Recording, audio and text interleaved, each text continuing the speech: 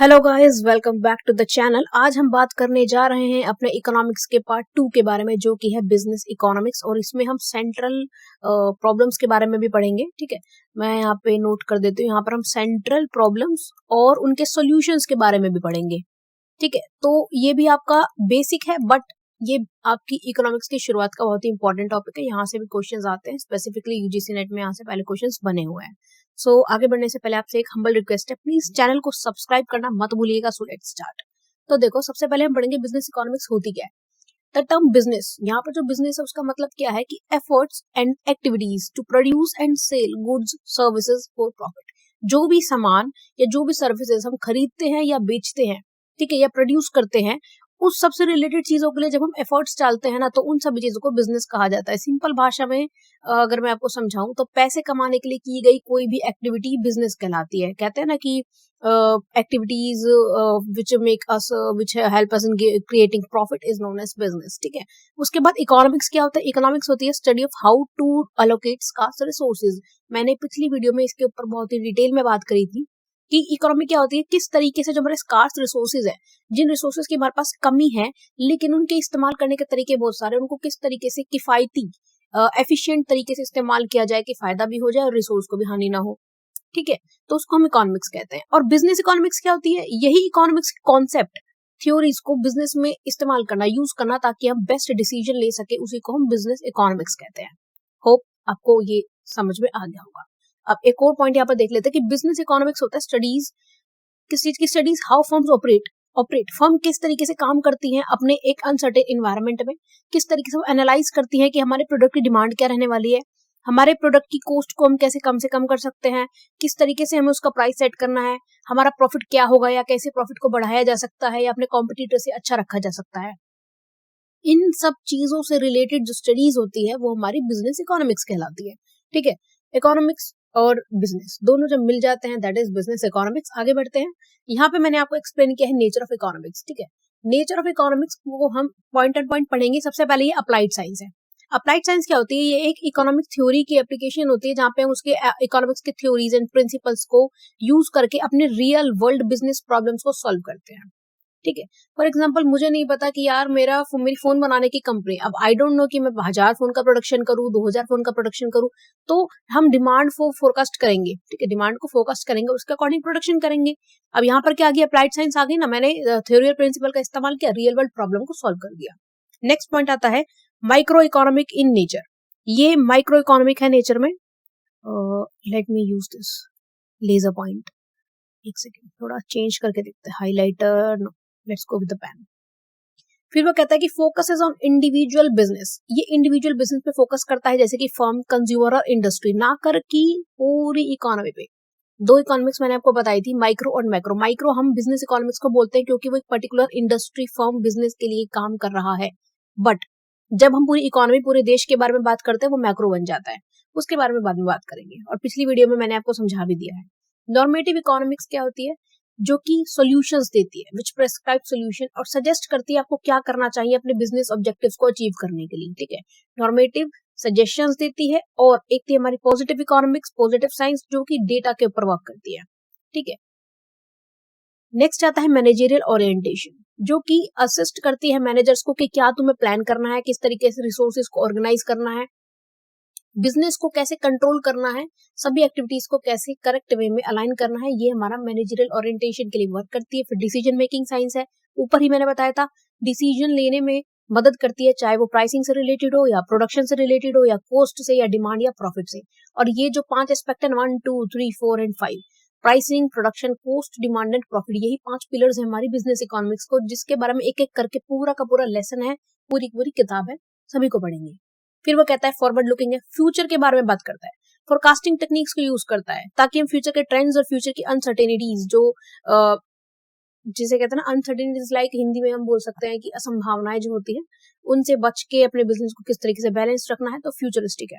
Use economic tools का इस्तेमाल करता है, जैसे कि एम्प्लॉय टूल्स होते हैं मार्जिन एनालिसिस के लिए, इलास्टिसिटी, किस तरीके से डिमांड घटती बढ़ सकती है, डिमांड फोरकास्टिंग के लिए, एंड ऑप्टिमाइजेशन टेक्निक्स को इस्तेमाल करता है।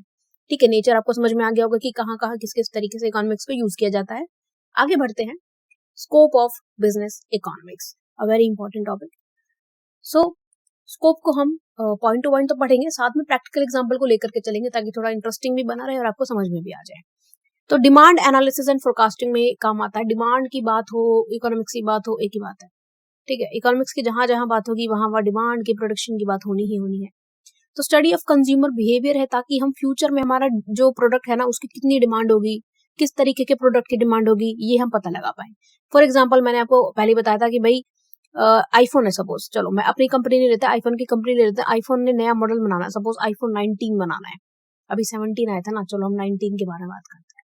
अब वो कितने फोन बनाए, 1 लाख बनाए, 1000 बनाए, कितने बनाए, तो वो क्या करेगा, डिमांड फोरकास्ट करेगा कि भाई मेरे पिछले पिछले फोन्स की लॉन्च पे इतनी सेल हुई थी, तो अब इतनी तो हो ही जाएगी, एवरेज इतनी तो हो ही जाएगी, तो उसके अकॉर्डिंग वो प्रोडक्शन करता है, डिमांड को एनालाइज करता है। फिर आता है प्रोडक्शन एंड कॉस्ट एनालिसिस। यहाँ पर इनपुट आउटपुट रिलेशन को पढ़ा जाता है, कितनी हम लेबर लगाएं, कितनी हम मशीन का इस्तेमाल करें, कैपिटल जिसे बोलते हैं, ताकि मेरा जो आउटपुट होगा, ताकि जो मेरा प्रोडक्शन होगा वो हाईएस्ट होगा, ठीक है, ताकि मेरा प्रोडक्शन हाईएस्ट होगा। जैसे कि हमारी एक फैक्ट्री डिसाइड करती है कि कोस्ट एफिशिएंट तरीका कैसे हम बना सकते हैं, कितनी लेबर और मशीनरी यूज करके हमारा जो आउटपुट है, जो प्रोडक्शन है वो हाईएस्ट होगा और लागत कॉस्ट कम होगी।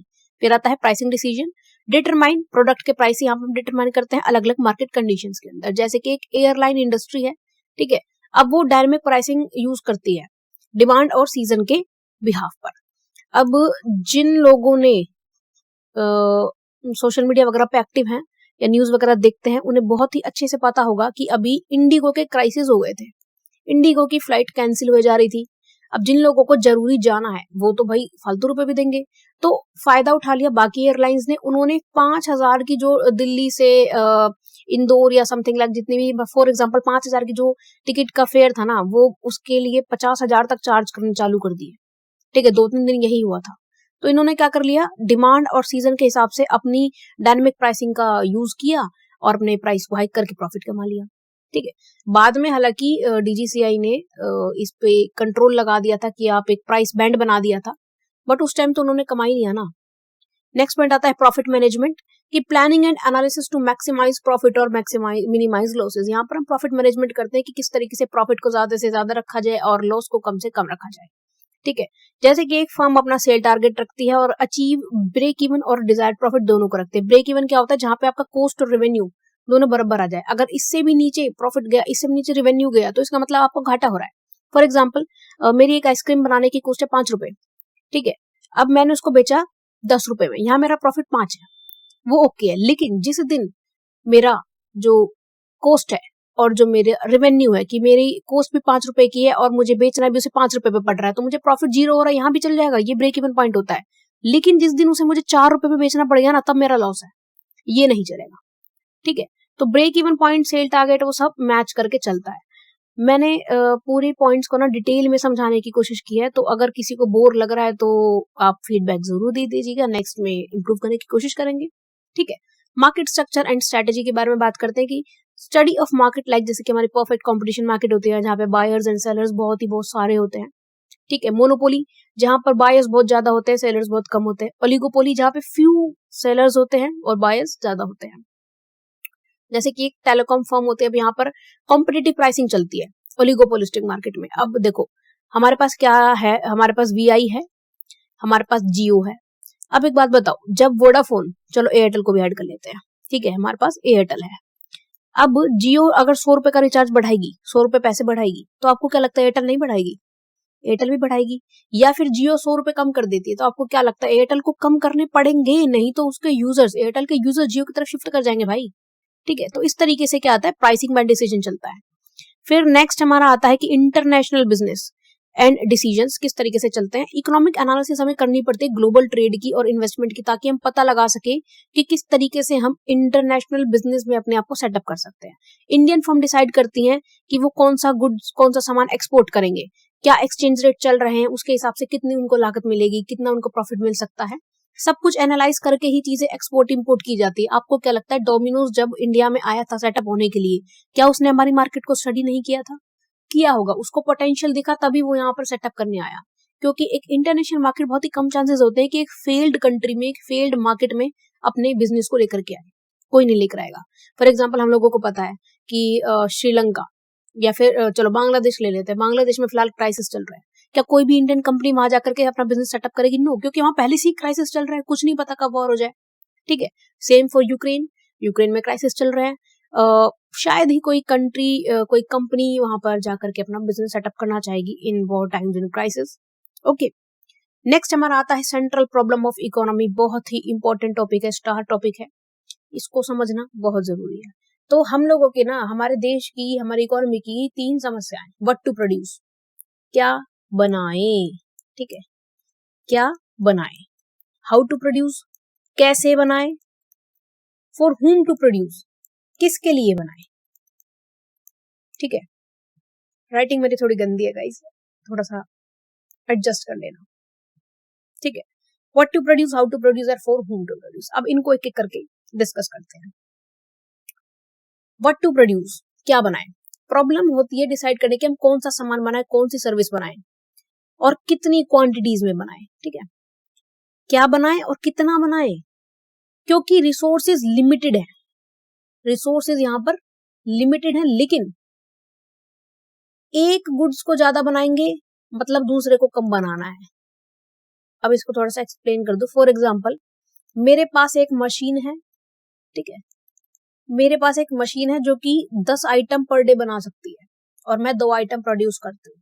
अगर मैंने 5 एक आइटम का बनाया, 5 एक आइटम का बनाया, और ठीक है, एक एग्जांपल लेता है। फॉर एग्जांपल, मैंने 5 टीवी बनाए, ओके, 5 मैंने एसी बना दिए। रियलिस्टिक ज्यादा चलोगे तो समझ में नहीं आएगा, इसलिए ऐसे ले लेते हैं। अगर मुझे टीवी के ज्यादा प्रोडक्शन करनी है, फॉर एग्जाम्पल मुझे टीवी के 8 चाहिए, तो मुझे एसी के कम करके 2 करने पड़ेंगे भाई। इसे बोलते हैं कि क्या बनाए, कितना बनाए, क्योंकि रिसोर्सेज लिमिटेड है, मशीन मेरी 10 ही बना सकती है, ठीक है। और अगर मुझे टीवी का ज्यादा बनाना है, एक कमोडिटी का ज्यादा बनाना है, तो दूसरे का सेक्रीफाइस करना ही पड़ेगा, ठीक है। तो ये हमारा कॉन्सेप्ट है व्हाट टू प्रोड्यूस का। अब यहाँ पर की क्वेश्चन क्या आता है कि should we produce consumer good या कैपिटल गुड। ये हमारा की पॉइंट है कि कंज्यूमर गुड्स बनाए, आम जनता को जो चाहिए, या कैपिटल गुड्स बनाए।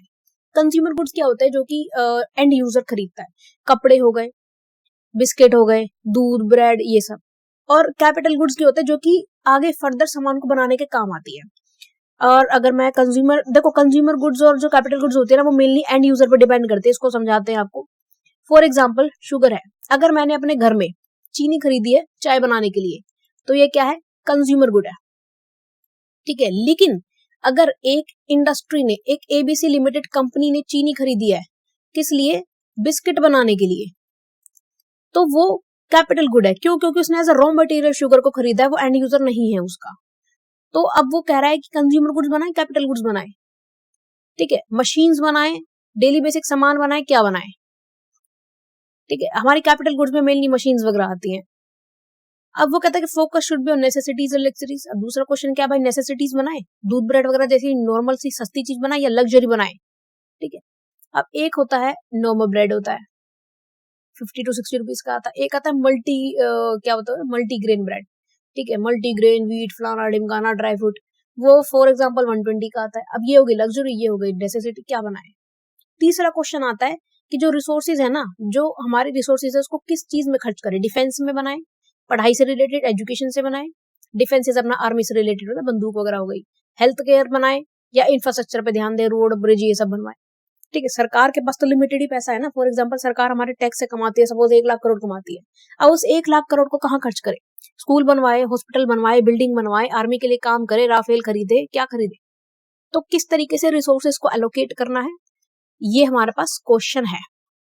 होप आपको क्लियर हो गया होगा हमारी central problem what to produce में क्या क्या है, कि कंज्यूमर गुड बनाए, कैपिटल बनाए, नेसेसिटी बनाए, लग्जरी बनाए, या डिफेंस बनाए, एजुकेशन बनाए, हेल्थ केयर बनाए।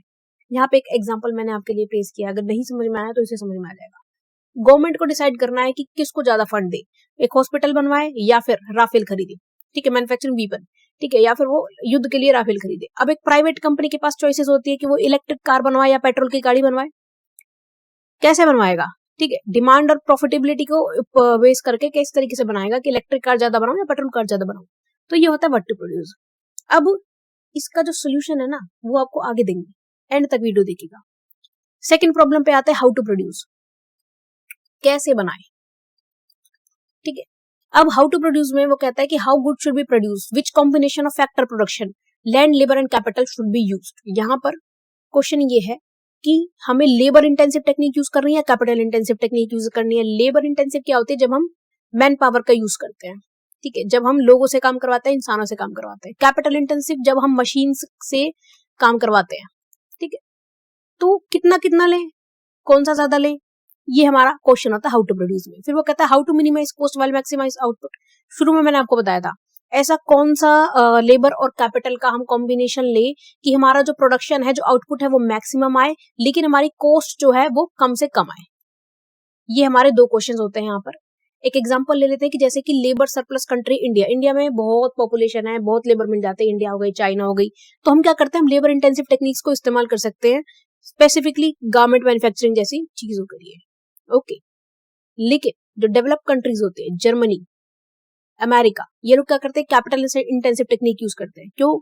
ये ऑटोमेटिक एंड रोबोटिक्स के लिए कैपिटल इंटेंसिव टेक्निक यूज कर सकते हैं, इसीलिए क्योंकि वहां पे पॉपुलेशन कम है, लेबर महंगी है, तो इन लोगों को मशीन्स में काम करने ना, मशीन के थ्रू काम करने में कॉस्ट कम आती है और प्रोडक्शन ज्यादा हो जाता है। तो ये एक प्रॉब्लम है कंट्रीज के लिए, इसका सोल्यूशन भी बाद में मिलेगा। तीसरी और आखिरी प्रॉब्लम आती है फॉर होम टू प्रोड्यूस, किसके लिए प्रोड्यूस करें। Problem who will consume the good and services produced, कौन कंज्यूम कर रहा है आपके सामान को, आपकी सर्विसेज को। ये डिपेंड करता है income distribution and purchasing power पे कि हमारे देश में कौन कितना अमीर है, कौन कितना गरीब है, हम लोग कितने रुपए का सामान खरीद सकते हैं, ये डिपेंड करता है इस पे। ठीक है, की क्वेश्चन क्या आता है, how should national income be distributed, national income किस तरीके से बांटी जाए। ठीक है, अब देखो हमारी जो गवर्नमेंट होती है वो गरीबों को बैलेंस में लाने के लिए उनको सब्सिडी देती है, राशन देती है ना, और अमीरों को थोड़ा सा नीचे करने के लिए, बैलेंस में लाने के लिए उनकी इनकम पर टैक्स लगाते ताकि उनकी इनकम कम हो। ओके, तो ये होता है क्वेश्चन कि नेशनल इनकम को किस तरीके से डिस्ट्रीब्यूट करना है ताकि बैलेंस बना रहे, गरीब गरीब ना हो, अमीर अमीर ना हो। सच्चाई पे मत जाना, सच्चाई तो कुछ और ही होती है। Should goods B produce for rich, middle और पुअर क्लास, कौन सी क्लास के लिए सामान बनाया जाए, रिच के लिए बनाया जाए, मिडिल क्लास के लिए बनाया जाए, पुअर के लिए बनाया जाए। फॉर एग्जाम्पल टाटा है, या फिर फॉर एग्जाम्पल मारुति है, कुछ भी ले लो, टाटा का ही ले लेते हैं। अब टाटा जो है गरीबों के लिए गाड़ी बनाती है, नैनो। ठीक है, मिडिल क्लास के लिए चलो हम ले लेते हैं नेक्सन बनाती है। ठीक है, रिच के लिए क्या, सियरा ले लेते हैं। ठीक है, टाटा सियरा, नई नई गाड़ी। अब बताओ सियरा ज्यादा बनाए अमीरों के लिए, नेक्सन ज्यादा बनाए, या रिच के लिए जैगुआर भी ले सकते हो अगर रिच के लिए लेना है। ठीक है, रिच के लिए लेना है तो हम जैगुआर ले लेते हैं। क्या बनाए, ठीक है, वो जैगुआर बनाए, नेक्सन बनाए, मिडिल क्लास के लिए बनाए, नैनो बनाए, ये उसके पास समस्या है। फिर वो कहता है how ensure social welfare inequality, किस तरीके से काम किया जाए कि सोशल वेलफेयर, गरीबों का भला हो जाए, ठीक है, और बराबरी भी हो जाए, बैलेंस भी बना रहे इकोनॉमी में। ये समस्या हमारी फॉर होम टू प्रोड्यूस में आती है। देखो अगर किसी को कोई कॉन्सेप्ट समझ में नहीं आ रहा है, कमेंट सेक्शन में मेंशन जरूर कर दीजिएगा, बिकॉज समस्या पता नहीं चलेगी तो समाधान कैसे होगा। ठीक है, इसका एक और एग्जांपल ले लेते हैं, जैसे कि लग्जरी अपार्टमेंट्स होते हैं, हाई इनकम ग्रुप्स के लिए बने होते हैं, जबकि अफोर्डेबल हाउसिंग स्कीम्स किसके लिए होती है, लो इनकम ग्रुप्स के लिए बनी होती है। अब इसमें क्या हो जाता है, एक ही टाउनशिप में एक तो होता है विला टाइप्स, बहुत 2-3-4 करोड़ के होते हैं, और एक होता है फ्लैट होते हैं, वो आपके जो 50-60 लाख में आ जाते हैं। ठीक है, अब यार टाउनशिप में आप 10-15 लाख की बात मत करना। ठीक है, वहां मिडिल ग्रुप और रिच पीपल के लिए बात होती है। फिर स्मार्टफोन कंपनी आ जाती है, कुछ प्रीमियम फोन्स बनाती है एफ्लुएंट कंज्यूमर्स के लिए। ठीक है, जैसे कि एप्पल होता है गोल्ड केस वाला, डायमंड केस वाला, डायमंड बटन वाला बनाती है ना अंबानीज के लिए, लाइक दैट। ठीक है, या फिर कुछ बजट फोन्स बनाते हैं, जैसे एमआई है, बजट फोन्स भी बनाते हैं नॉर्मल रेंज वाले। ठीक है, लाइक दैट। अब आ जाते हैं solution to this centre problem. 3 problems हैं, तीनों का सॉल्यूशन क्या है। तो गाइस हम बात करते हैं अपनी सबसे पहली सॉल्यूशन के बारे में, सबसे पहली टाइप ऑफ इकोनॉमी के बारे में, जो कि है हमारी कैपिटलिस्ट इकोनॉमी। इसे हम मार्केट इकोनॉमी भी कहते हैं। एक तरीके से ये क्या है, एक फ्री इकोनॉमी है जहां पर जो हमारे इंडस्ट्रियलिस्ट हैं, जो मैन्युफैक्चरर्स हैं, उनके ऊपर कोई पाबंदी नहीं है। यहाँ पे जो प्रोड्यूसर्स हैं वो फ्री है ये डिसाइड करने के लिए उन्हें क्या बनाना है, कैसे बनाना है, किसके लिए बनाना है। यहाँ पर वो काम करते हैं प्रॉफिट्स के लिए। ठीक है, जो इंडस्ट्रियलिस्ट हैं, जो मैन्युफैक्चरर्स हैं, वो वही बनाएंगे जिसमें उनको फायदा होता है, वैसे ही बनाएंगे जैसे उनको फायदा लगता है। ठीक है, तो ये फ्री इकोनॉमी हम बोल सकते हैं इसे। यहाँ पर व्हाट टू प्रोड्यूस का सोल्यूशन क्या होता है, प्रोड्यूसर वही सामान बनाएंगे जिसकी की डिमांड ज्यादा है और सप्लाई कम है, ताकि वो हाई प्रॉफिट्स कमा सके। क्या बनाएंगे, कैसे बनाएंगे, वो मेथड वो इस्तेमाल करेंगे जिसकी कॉस्ट ऑफ प्रोडक्शन सबसे कम है, फिर चाहे वो लेबर से काम करवाए, फिर चाहे वो मशीन से काम करवाए, बस उनको तो अपनी कॉस्ट ऑफ प्रोडक्शन कमानी चाहिए। किसके लिए वो सामान बनाएंगे? They will produce for the people, जो कि अफोर्ड कर सके हाई प्राइसेस, ताकि वो हाई प्रॉफिट कमा सके। और यहाँ पर पुअर सेक्शंस को इग्नोर किया जाता है। सरकार आपको नहीं बोलेगी कि आप लेबर से काम करवाइए, सरकार आपको नहीं बोलेगी कि आप इस आइटम का 100 रुपया ही मांगिए, सरकार आपको नहीं बोल सकती, गवर्नमेंट आपको नहीं फोर्स कर सकती कि आप जो है पुअर सेक्शन के लिए भी कोई सामान बनाइए। आपकी मर्जी है, आप चाहे लग्जरी गाड़ी बनाइए, आप बनाइए मत पुअर सेक्शन के लिए गाड़ी, आपकी मर्जी, आप चाहे अल्टो जैसी गाड़ी प्रोड्यूस करिए, आप लग्जरी सेक्शन के लिए मत बनाइए कुछ भी, ठीक है। तो इट्स ऑन योर चॉइस। यहाँ पर एक और एग्जांपल मैंने आपको दिया है कि जैसे कि एप्पल इंडस्ट्रीज है। एप्पल क्या करता है? मार्केट कैपिटलिस्ट इकोनॉमी के अकॉर्डिंग चलता है। वो प्राइवेटली ओन कंपनी है, तो इसलिए वो अपने प्रॉफिट के अकॉर्डिंग चलता है, मार्केट फोर्सेस के अकॉर्डिंग चलता है, ना कि गवर्नमेंट के अकॉर्डिंग। एप्पल का कोई भी फोन देखा है क्या 10-20 हजार रुपए का? नहीं देखा ना। 50,000, 1 लाख, 1,50,000, 2 लाख के फोन, ऐसा ही फोन आते हैं उनके। तो क्यों? क्योंकि वो अपने प्रॉफिट के लिए काम करता है, ना कि गवर्नमेंट फोर्सेस के लिए काम करता है। नेक्स्ट पॉइंट हमारा यहाँ पर आता है कि सोशलिस्ट इकोनॉमी। आपकी समस्या का दूसरा सोल्यूशन। सोशलिस्ट इकोनॉमी में क्या होता है? गवर्नमेंट डिसाइड करती है। यहाँ पर गवर्नमेंट का फुल कंट्रोल होता है, ठीक है। गवर्नमेंट का यहाँ पर फुल कंट्रोल होता है, किसके ऊपर? इंडस्ट्रियलिस्ट के ऊपर, मैन्युफैक्चरर्स के ऊपर। गवर्नमेंट डिसाइड करेगी क्या बनाना है, कैसे बनाना है, किसके लिए बनाना है। ये ऑपरेट करते हैं सोशल वेलफेयर के लिए, इन्हें अपने प्रॉफिट की कोई मतलब नहीं है, सोसाइटी का भला होना चाहिए। अब देखो यहाँ पर हमारी जो पहली प्रॉब्लम थी, व्हाट टू प्रोड्यूस, उसका क्या सोल्यूशन है? Those goods will be produced which are mostly used by the society. जो सामान सोसाइटी सबसे ज्यादा इस्तेमाल करती है, हम वो बनाएंगे, ठीक है।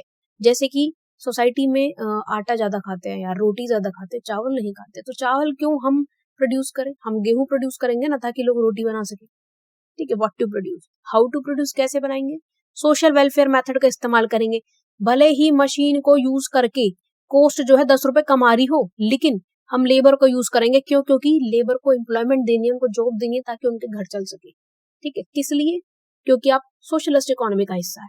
फिर वो कहता है होम टू प्रोड्यूस, किसके लिए प्रोड्यूस कर रहे हो? वो प्रोड्यूस करेंगे सभी लोगों के लिए, फिर चाहे वो पुअर सेक्शन हो, फिर चाहे वो रिच सेक्शन हो। पुअर सेक्शन पे खास ध्यान दिया जाएगा, बराबर का ध्यान दिया जाएगा, फिर चाहे वो प्रॉफिट यील्ड करे या ना करे, ठीक है। यहाँ पर एक एग्जांपल है भेल। तो भेल जो है एक सोशलिस्ट प्रिंसिपल कंपनी के अकॉर्डिंग चलता है। यहाँ पर वो स्टेट ओन तरीके से काम करता है, वो स्टेट ओन है, वो गवर्नमेंट के प्लानिंग के अकॉर्ड काम करता है, ठीक है। इलेक्ट्रॉनिक भारत इलेक्ट्रॉनिक्स है ना आपका, तो भारत इलेक्ट्रॉनिक्स जो है वो हमारा सोशलिस्ट प्रिंसिपल के तरीके से काम करता है। वो अपने तरीके से काम नहीं करता, वो जनता से पैसे नहीं कमाता। क्यों? क्योंकि वो एक सोशल इकोनॉमी के अकॉर्डिंग काम कर रहा है। मैंने ये नहीं बोला कि सोशलिस्ट इकोनॉमी है इंडिया, नो, मैंने एग्जाम्पल दिया है, ठीक है। हमारा जो इंडिया है वो मिक्स्ड इकोनॉमी है। यहाँ पर कुछ सेक्टर्स हम लोगों ने पूरे आजादी दे रखी है कि जो तुम्हारा मन करे बनाओ, जैसे मन करे मत बनाओ, ठीक है। और कुछ सेक्टर्स को गवर्नमेंट के लिए छोड़ाओ, जैसे रेलवेज है, डिफेंस है, यहाँ पर वही डिसाइड करेंगे जो गवर्नमेंट चाहती है, ठीक है। फार्मा में भी कुछ जो है पाबंदियां लगा रखी हैं, बट थोड़ा फ्रीडम वहां पर है, तो इसलिए मिक्स्ड इकोनॉमी बोलते हैं कि जनता का हित भी बना रहे और इंडस्ट्री जो है पैसे भी कमा सके, ताकि इंफ्रास्ट्रक्चर वगैरह सब कुछ बैलेंस में रहे। तो ये क्या कहता है? It shares benefit of capitalist and social economy, दोनों का बेनिफिट शेयर करता है, ठीक है। जैसा कि मैंने आपको बताया, कंट्रोल भी है और फ्री भी है। यहाँ पर डिसीजन जो होता है ना, व्हाट, हाउ एंड होम के, वो कलेक्टिवली लिए जाते हैं, गवर्नमेंट और प्रोड्यूसर्स को मिलकर के लेने होते हैं, ताकि दोनों का भला हो सके। लेकिन जो मेनली है ना, वो यहाँ पर किसके लिए काम किया जाता है? They mainly operate for social welfare and profit maximisation. अब यार एक बार बताओ, रेलवेज है, प्रॉफिट के लिए काम करती है क्या? नहीं ना, जनता के भले के लिए काम करती है। रोडवेज की बसेज है, किराया जो होता है, जो फेयर होता है, ट्रैवल का कॉस्ट होता है, वो मिनिमल सा होता है, ताकि खर्चा निकल जाए, ठीक है। वो प्रॉफिट के लिए काम नहीं करते। बहुत सारे फेस्टिवल होते हैं, तो कई बार होता है ना कि जैसे कि रक्षाबंधन पे जितनी भी रोडवेज होती है, स्पेसिफिकली हरियाणा में मैंने सुना है, फ्री कर देते हैं लेडीज के लिए ट्रैवल 1-2 दिनों के लिए। क्यों? क्योंकि वो प्रॉफिट के लिए काम नहीं कर रहे, वो सोशल वेलफेयर के लिए काम कर रहे हैं, ठीक है। एक एग्जाम्पल इसका है इंडियन ऑयल कॉर्पोरेशन लिमिटेड, ठीक है, IOCL, जो कि एक मिक्स इकोनॉमी कंपनी का एग्जांपल है। वो कंबाइन करता है गवर्नमेंट ओनरशिप को और मार्केट बेस्ड ऑपरेशन को मिला जुला करके काम करता है, ताकि प्रॉफिट भी अर्न करता रहे और सोसाइटी में इक्वलिटी भी बना कर रखे। So thank you so much guys, hope आपको ये टॉपिक समझ में आ गया होगा। Don't forget to subscribe, it's a humble request, please subscribe the channel if आपको थोड़ा सा भी वीडियो अच्छा लगा हो तो। ऑल्सो कमेंट करके फीडबैक जरूर दीजिएगा। और हमारा next topic law of demand होगा। लॉ ऑफ डिमांड से पहले एक्चुअली मुझे 2 टॉपिक्स और पढ़ाना है। एक तो रेशनल चॉइस थ्योरी है आपकी, ठीक है, एडम स्मिथ की रेशनल चॉइस थ्योरी, और उसके बाद हम पढ़ेंगे PPC curve, production possibility curve. इन दोनों को समझने के बाद ही हम लॉ ऑफ डिमांड समझ पाएंगे। अगर हमने रेशनल चॉइस नहीं समझा, पीपीसी नहीं समझा तो डिमांड समझ में नहीं आएगा। सो सभी वीडियोस को देखने के लिए चैनल को सब्सक्राइब कर दीजिएगा ताकि आपको टाइम पर सभी चीज़ों की अपडेट मिलती रहे। Thank you.